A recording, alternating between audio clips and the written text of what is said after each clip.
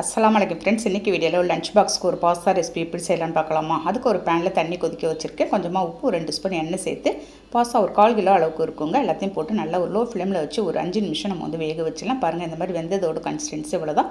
கையால் எடுத்து அழுத்தி பாருங்கள், நீங்கள் வெந்திருக்கும். நல்லா தண்ணியெல்லாம் ஃபில்ட்ரு பண்ணிவிட்டு எடுத்து வச்சுருக்கேன். அப்படியே ஆறட்டுங்க. அதுக்கு தேவையான வெஜிடபிள்ஸ் எல்லாத்தையும் கட் பண்ணி வச்சுட்டேன்.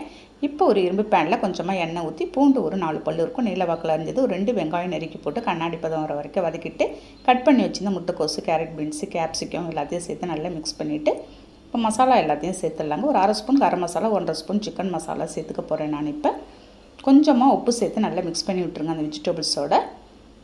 கரம் மசாலா, சிக்கன் மசாலா, தனி மிளகாத்தூள், 1/4 ஸ்பூன் மஞ்சத்தூள் சேர்த்து மிக்ஸ் பண்ணி விட்டுட்டு இப்போ நம்ம வேக வச்சிருந்த பாஸ்தாவை எடுத்து சேர்த்து 1 ஸ்பூன் டொமேட்டோ கெச்சப் போட்டுடுறேன். போட்டுட்டு நல்லா மிக்ஸ் பண்ணி ஒரு 10 நிமிஷம் நீங்கள் வந்து இறக்கிடுங்களேன். எவ்வளோ சூப்பரான லஞ்ச் பாக்ஸ் ரெசிபி ரெடி ஆகிடுச்சு. கண்டிப்பாக ட்ரை பண்ணி பாருங்கள். வீடியோ பிடிச்சிருந்தால் லைக் பண்ணிவிட்டு ஷேர் பண்ணுங்கள். நாளைக்கு பார்க்கலாம். பாய்.